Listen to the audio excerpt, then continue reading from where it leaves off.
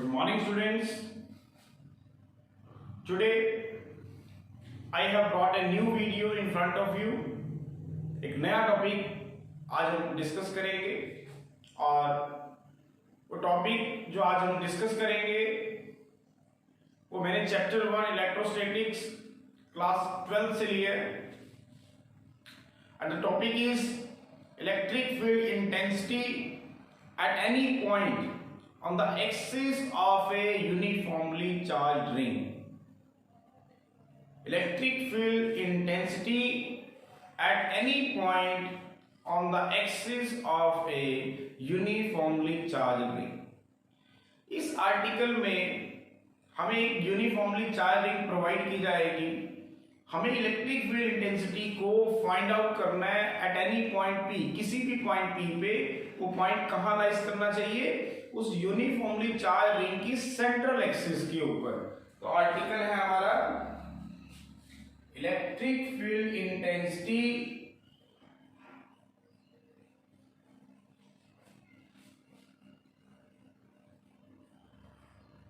At any point on the axis of a uniformly charged ring. Uniformly charged ring. ये आज हम topic discuss करने वाले हैं. Electric field intensity at any point on the axis of a uniformly charged ring. तो इसके लिए सबसे पहले हम क्या लेंगे? Let us consider a circular loop of negligible thickness. Now this is the circular loop.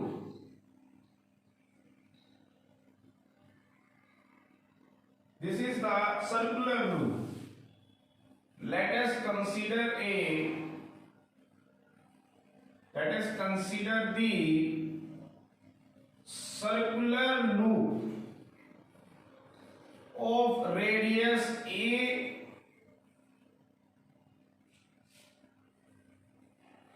length L and center point say O. Let us consider a circular loop of radius a, length L and center point say O. This is the circular loop having the radius is say A. This is the center point say O and the radius is say A. The thickness of this circular loop is negligible. We have to take the thickness of this circular loop is negligible. It has negligible thickness. Let a charge Q be uniformly distributed over the surface of this circular loop. Let a charge Q given to the circular loop which is uniformly distributed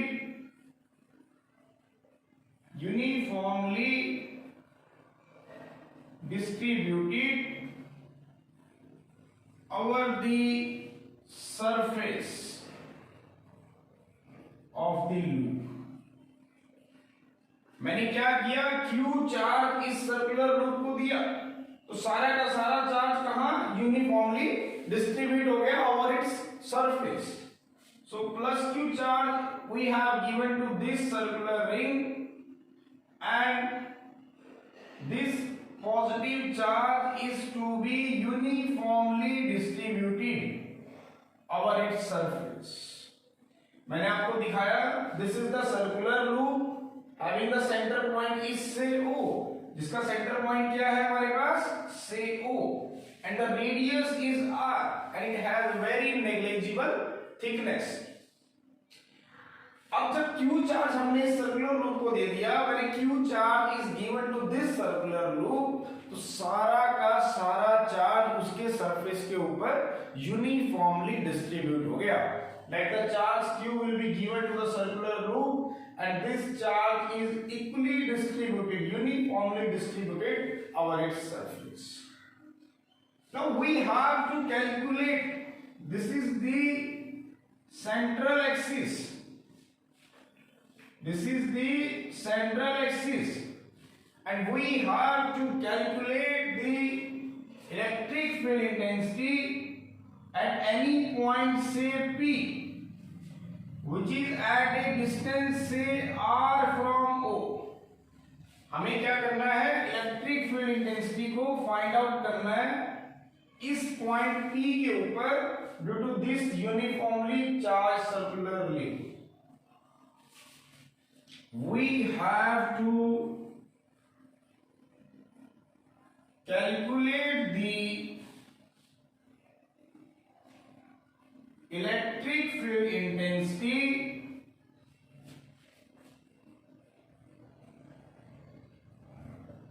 at point P on the axis of the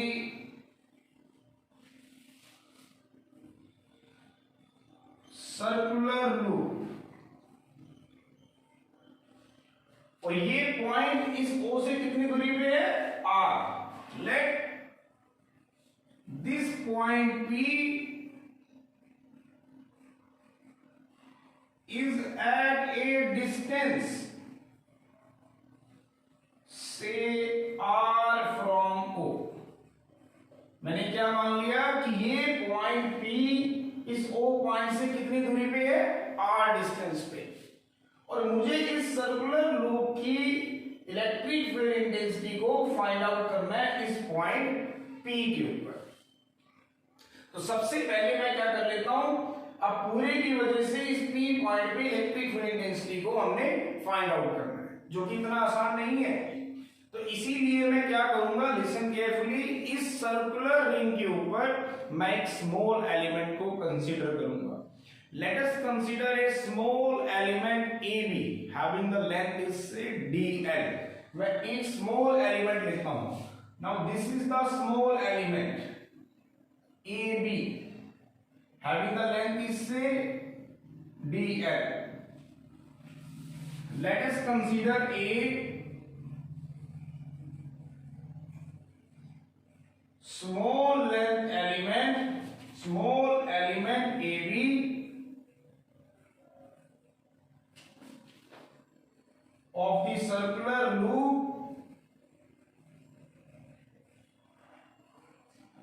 having the length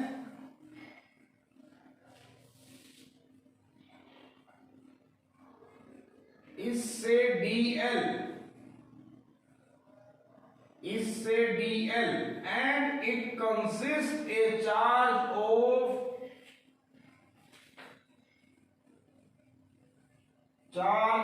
say dq. मैंने क्या माना, इस पूरे की वजह से, uniform circular ring की वजह से मुझे इस P पॉइंट के ऊपर क्या करना है, इलेक्ट्रिक फील्ड इंटेंसिटी को फाइंड आउट करना है.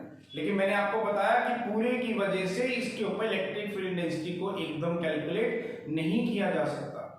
तो हम क्या करेंगे, इस सर्कुलर रिंग को हम मान के चलेंगे it is made up of large number of small elements. तो let us consider a small element AB having the length is say dl and it consists of charge say dq. dq इसके ऊपर charge है, तो इस dq की वजह से इस P पॉइंट के ऊपर एक इलेक्ट्रिक फील्ड इंटेंसिटी लगेगी. Let DE be the electric field intensity acting at point P due to this small charge dq. Let DE be the electric field intensity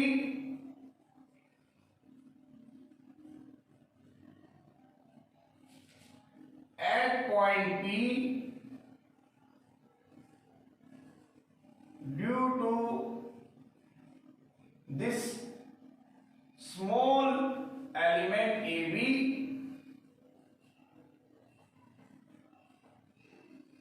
having charge say d.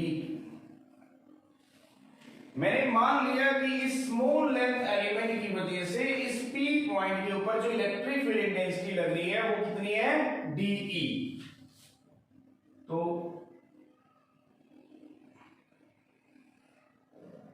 DE, this is angle theta and this is angle theta. Let DE be the electric field intensity acting at this point P due to this small length element AB having the charges dQ. तो एक बार ये भी check कर लेते हैं हम कि इस एलिमेंट के ऊपर जिस चार्ज dQ की हम बात कर रहे हैं उसकी वैल्यू है क्या। तो the element AB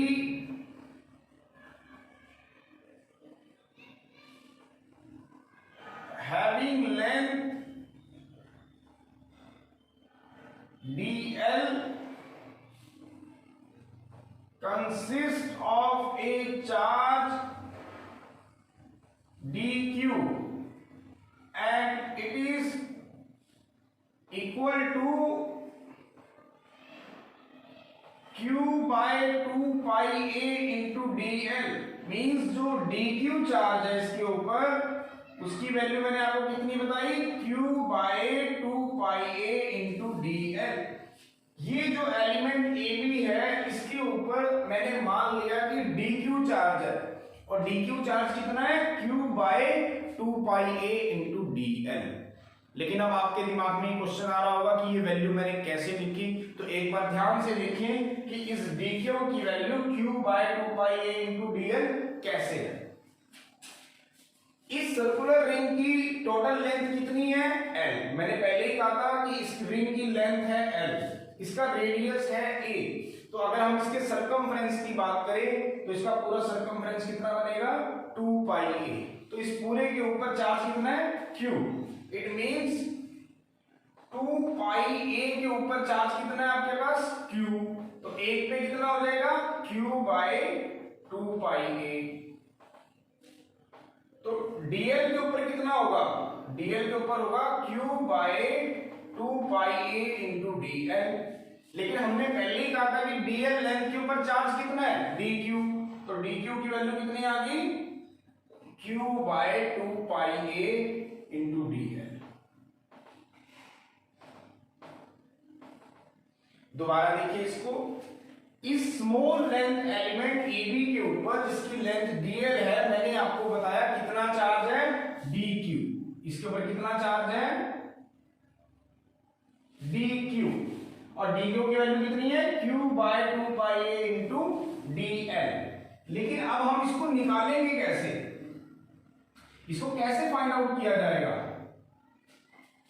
इसको हम कैसे फाइंड करेंगे। इसकी वैल्यू आई q by 2 pi into dl। तो मैंने कहा कि इस पूरे रिंग की जो लेंथ थी वो कितनी थी, L। इसका रेडियस कितना है, a। तो इसका पूरा सरकमफ्रेंस कितना बनेगा, 2 पाई a। तो 2 पाई a के ऊपर कितना चार्ज है, q। तो एक पे कितना हो जाएगा, q बाय 2 पाई a। तो dl लेंथ के ऊपर कितना चार्ज होगा, q by 2 pi a into dl। तो dq की वैल्यू कितनी आ गई, q by 2 pi a into dl। This is the total charge which is present on this small length element AB। तो इसकी वजह से जो इलेक्ट्रिक फील्ड इंटेंसिटी लग रही है इस पॉइंट P के ऊपर वो कितनी है, dE। तो इस dE की वैल्यू को फाइंड आउट करते हैं। ये आपके पास कितना है, a, ये r। तो ये डिस्टेंस कितना बनेगा, root of r square plus a square, root of r square plus a square. कैसे, if you have to take this triangle, let's C be the mid point of दिस, लेट्स C be the mid point ऑफ AB। तो in triangle COP तो कितना आएगा, hypotenuse का square is equal to sum of square of two sides. तो dq की वैल्यू कितनी आ गई आपके पास, सॉरी इसकी Cp की वैल्यू कितनी आ गई, root of r square plus a square. तो इलेक्ट्रिक फील्ड इंटेंसिटी निकालेंगे, the electric field intensity, the electric field intensity at point P due to small length element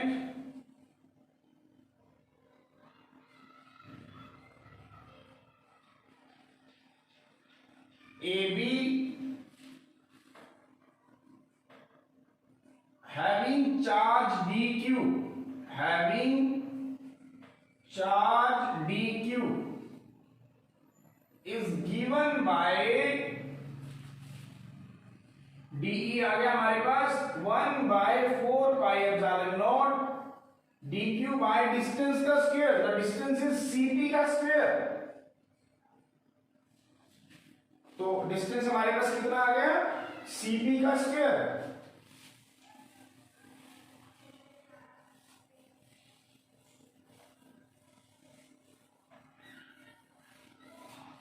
तो this is the electric field intensity dE acting at this point P due to this small length element AB। तो dE की value कितनी आई है हमारे पास, 1/4πε0 dq by distance का square, cp का square means root of r square plus a square इसका होल स्क्वायर। तो dE आ जाएगा हमारे पास 1/4πε0 dq by root of r square का होल स्क्वायर करेंगे तो ये कट जाएगा, तो ये आएगा r square plus a square. इसको इक्वेशन नंबर 1 कहते हैं। अब resolve DE into two rectangular component, resolve DE into two rectangular components। अब हम क्या करेंगे, इस DE को रिजॉल्व करेंगे दो रेक्टेंगुलर कंपोनेंट्स में। First is DE cos theta acting along PH, along the central axis of the loop PH। ये हमारे पास H है, तो ये बन गई हमारे पास DE cos थीटा। तो DE cos थीटा अगर हम लेंगे तो उस डायरेक्शन में चलेगी। Second is DE sin theta acting perpendicular to the central axis of the loop. Second is this is DE sin theta along PN कर देते हैं इसको PN। तो जो DE इस सेंट्रल पॉइंट P के ऊपर लग रही थी, मैंने उसको दो रेक्टेंगुलर कंपोनेंट्स में ब्रेक किया। First one is D cos theta acting along the central axis of the loop, that is DE cos theta, and the component of DE which is acting along perpendicular to the axis of loop, that is DE sin theta। अब यहां ध्यान से देखेंगे आप, इस circular element ring के अंदर अगर हम बात करें तो बहुत सारे एलिमेंट्स हैं। इसका मतलब इस एलिमेंट के कोरस्पॉन्डिंग भी यहां पे इसके डायमेट्रिकली अपोजिट एक एलिमेंट मिलेगा हमें, ये रहा, this is A dash B dash. मैं मान लेता हूं कि इतने ही लेंथ का इसके डायमेट्रिकली अपोजिट मैंने अनदर एलिमेंट लिया A डैश B डैश, और इसकी वजह से जो इस P पॉइंट पे इलेक्ट्रिक फील्ड इंटेंसिटी है, मैं मान लेता हूं कि DE डैश है।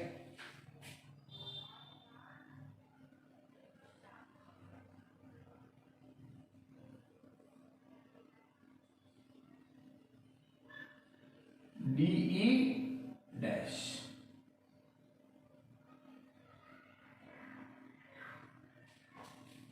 इसके अपोजिट में, ध्यान से सुने, इसके अपोजिट में diametrically opposite there is a length element A dash B dash having the electric field intensity is DE dash.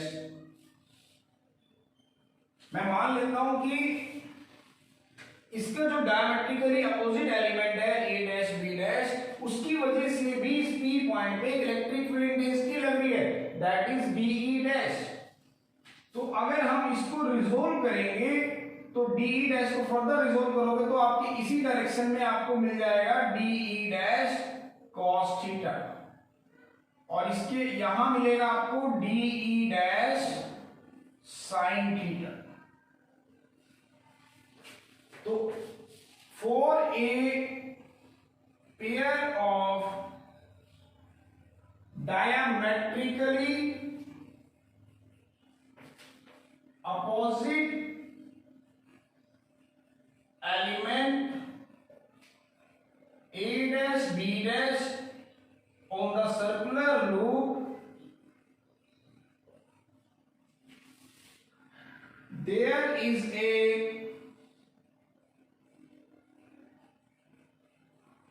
electric field intensity at point P. For a pair of diametrically opposite element A dash on the circular loop, there is an electric field intensity, say dE dash, acting at point P. इस element की वजह से इस P point पे electric field intensity लग रही है dE dash. अब इस dE डैश को अगर हम रिजोल्व करेंगे तो dE डैश cos थीटा तो इसके अलोंग लाइज करेगा और dE डैश sin थीटा इसके अपोजिट लाइज करेगा dE sin थीटा की। तो for a pair of diametrically opposite element A dash B dash on the circular loop there is a electric field intensity dE dash acting at point P whose component dE dash cos theta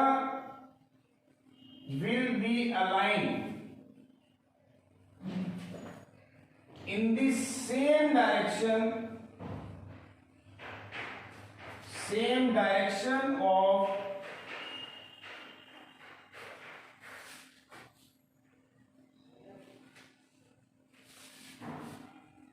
dE cos theta and will be added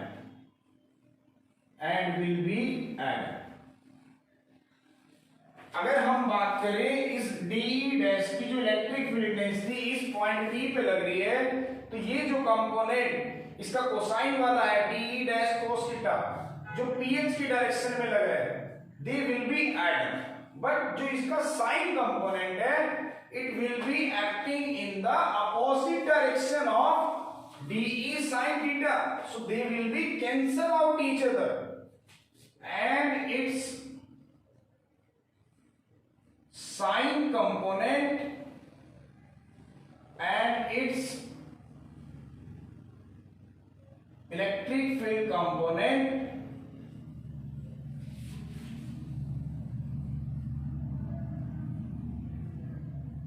say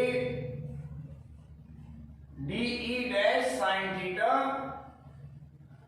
will be acting in upward direction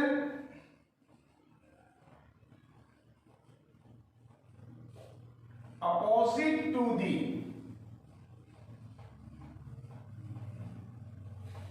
dE sin theta.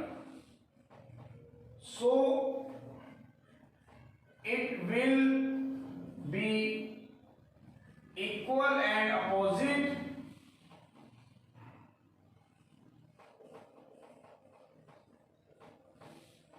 and cancel out each other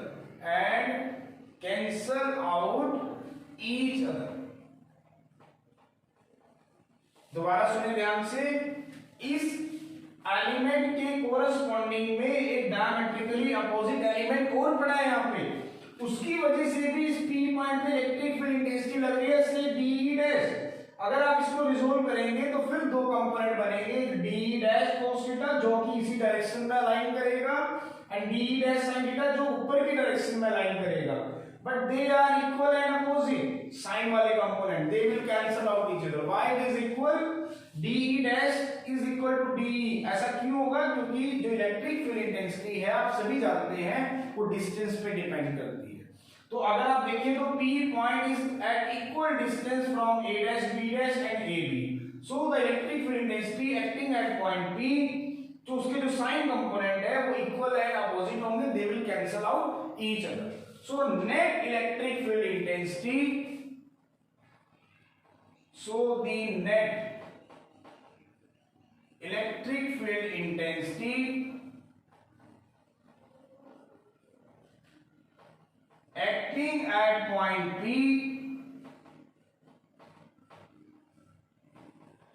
due to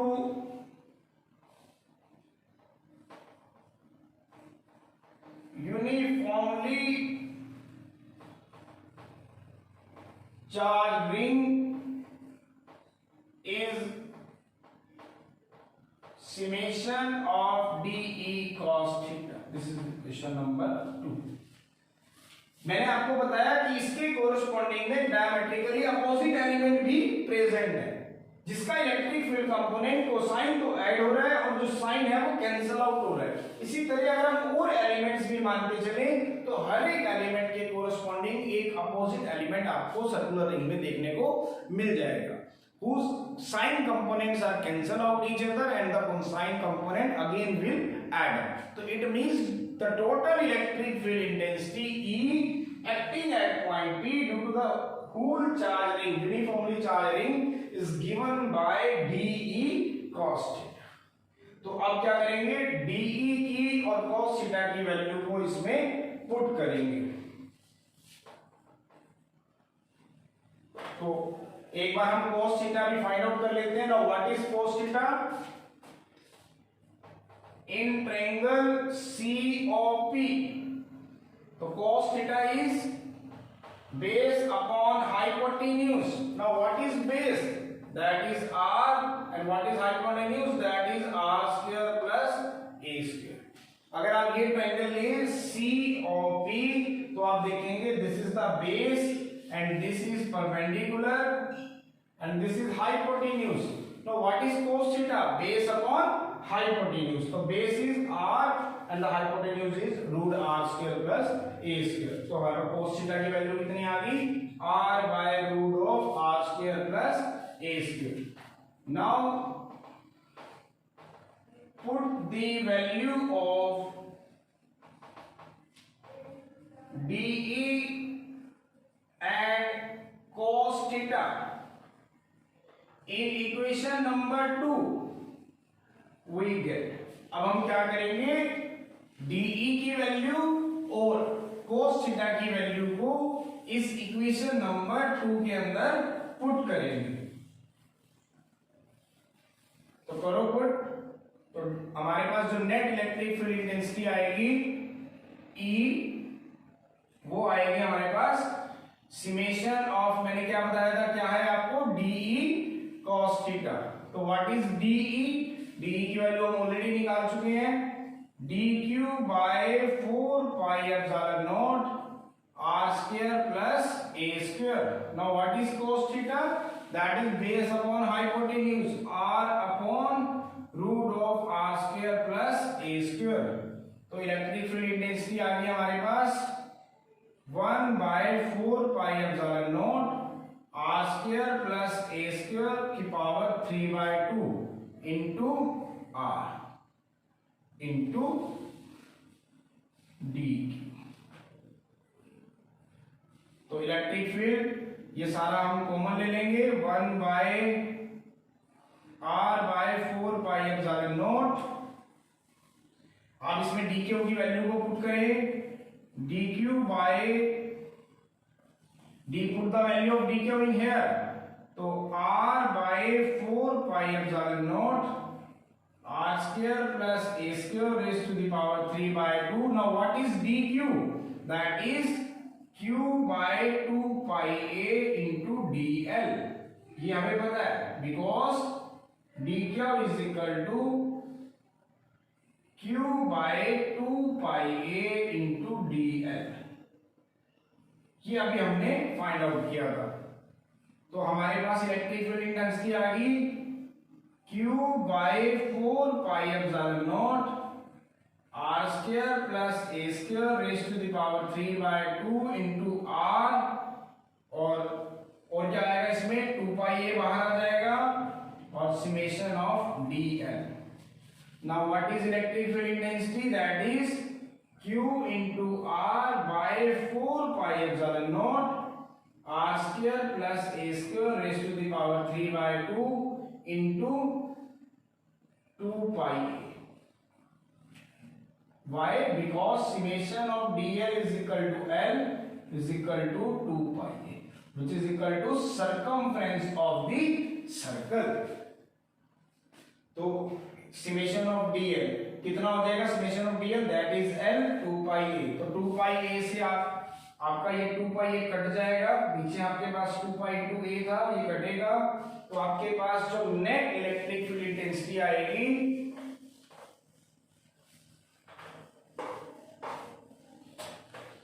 वो आएगी आपके पास Q into R divided by 4 pi epsilon naught R square plus A square raised to the power 3 by 2. So this is the electric field intensity acting at point P due to this uniformly charged ring. कितनी है हमारे पास? Q into R by 4 pi epsilon naught R square plus A square raised to the power 3 by 2. अब हम एक case बनाएंगे. Case number 1. If the point P is lying at the center of the ring, then what will happen? If the point P is lying on the center of the uniformly charged ring. अगर मैं ये मान के चलूं कि P point को centre में ले जाएं तो इलेक्ट्रिक फील्ड इंटेंसिटी पे क्या इफेक्ट पड़ेगा? तो देखो, अगर P पॉइंट को आप इलेक्ट्रिक फील्ड इंटेंसिटी में लेके जाओगे तो आपका R 0 हो जाएगा. It means R is 0, then electric field intensity is 0. इसका मतलब, क्योंकि अगर R 0 हो जाएगा तो from equation number 3, if R is 0, then electric field is 0. It means there is no electric field at the center of the uniformly charged ring. तो क्या conclusion निकाला? It means there is no electric field at the center of the uniformly charged ring.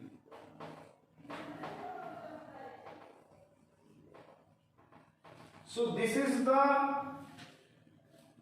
case if P point is lies on the center of the uniformly charged ring, then R is 0. अगर P point center पे lies कर गया तो R क्या हो जाएगा? 0. If R is 0, then from equation number 3, electric field is 0. It means there is no electric field lies at the center of the uniformly charged. So this is the discussions about the electric field intensity at any point on the axis, central axis of the uniformly charged ring. So मेरे प्रिय विद्यार्थियों, मुझे उम्मीद है मेरी सारी videos आप तक पहुंच रही होंगी और होपफुली आप सभी उन वीडियोस को पसंद भी कर रहे होंगे. So my dear students, if you like my videos then please don't forget to like, share and subscribe it. Thanks. आगे भी हमारी मुलाकात ऐसी ही जारी रहेगी. हम फिर वापस आएंगे एक नई वीडियो के साथ. धन्यवाद.